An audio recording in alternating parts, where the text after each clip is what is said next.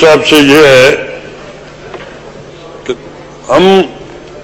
مجھے تو 40 سال ہوئے ہیں سیاست میں، 40 سال سے یہی سن رہا ہوں کہ کسان ریڑھ کی ہڈی ہے اور کسان خوشحال پاکستان خوشحال۔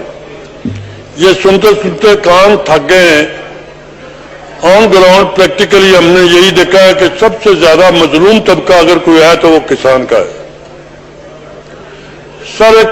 بڑی لمبی تفصیل ہے اور بڑی طویل، اس بات پہ میں بول سکتا ہوں، اور کبھی آپ وقت دیں گے تو ہم گزارشات آپ سے کریں گے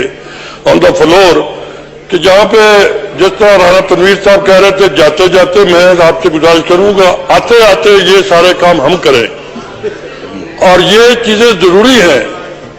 کہ ہم آئے ہیں اور ہم کوئی اپنی نیک نامی اور اچھے کام کر کے یہ دکھا دیں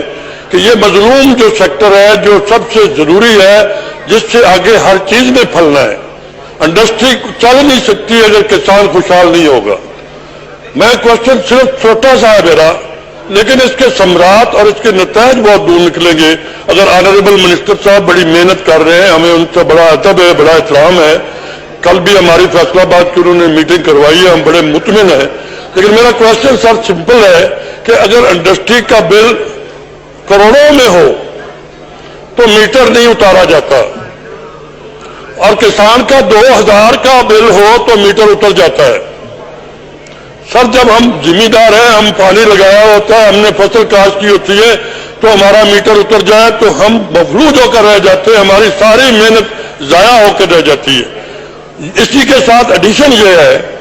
کہ میں نے ٹیوب ویل کی درخواست دیتا ہوں جب ایک بطور کسان میرا ڈیمانڈ نوٹس میں لاکھوں روپے دیتا ہوں، لاکھوں،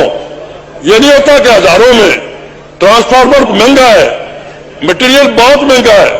لاکھوں کے حساب سے میں پیسے دیتا ہوں، اور جب میں پیسے دے دیتا ہوں تو 2000 میٹر نہ ہو، 2000 روپیہ میں نہ دے سکوں، مطلب تھوڑی سی اماؤنٹ نہ دے سکوں تو میرا ٹرانسفارمر بھی اتار لیا جاتا ہے۔ سر مجھے منسٹر صاحب یہ بتائیں کہ وہ ٹرانسفارمر جس کی نٹ بورڈ تک میں نے بطور کسان پیمنٹ کی ہے وہ میری ملکیت ہے یا وابڈا کی ملکیت ہے؟ جس چیز کی میں نے قیمت ادا کی ہے وہ قیمت میری کا مجھے فضول چلا جاتا ہے، میرا ٹرانسفارمر اتار لیا جاتا ہے، مجھے کوئی ریبیٹ نہیں ملتا۔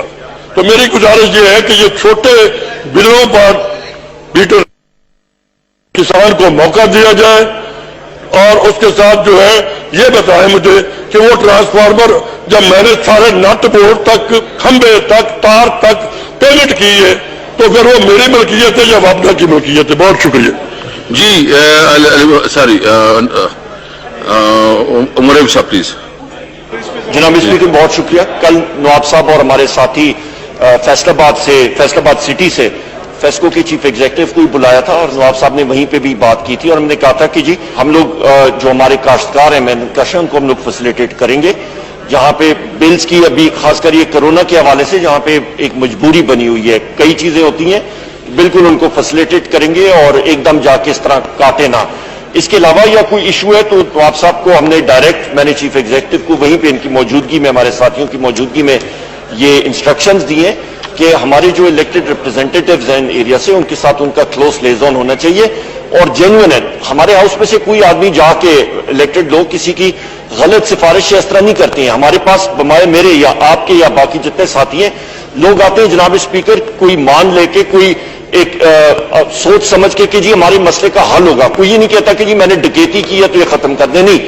لوگ جینوئن کنسرنز کے ساتھ آتے ہیں، اور وہ جینوئن کنسرنز چاہے وہ بجلی کا ڈپارٹمنٹ ہو، گیس کا ڈپارٹمنٹ ہو، اس پہ جو ہمارے افسران ہیں ان کا یہ فرض ہے کہ اس کی وہ سنوائی کرے، اس پہ سنوائی کرے، اور اس کا جو جائز حق ہے، جائز طریقہ کار ہے، اس پہ وہ کام کرے، اس پہ دو آرا نہیں ہے۔ یہ ڈائریکشنز کل بھی میں نے دی ہیں۔ نمبر 1، جہاں تک طریقہ کار آ گیا کہ وہ ملکیت کس کی ہے، ڈیمانڈ نوٹ، جناب اسپیکر جب آپ ڈیمانڈ نوٹ دیتے ہیں ڈپارٹمنٹ کو تو آپ وہ ڈیمانڈ نوٹ دے کے اس سے پرچیز کرتے ہیں، ملکیت جو ہوتی ہے وہ اس انڈیویجول کی نہیں ہوتی ہے، ڈپارٹمنٹ کی ہوتی ہے۔ بل نہ پے کرنے کی وجہ سے وہ اٹھاتے ہیں، پر اس پہ یہ کوئی حرف آخر نہیں ہے کہ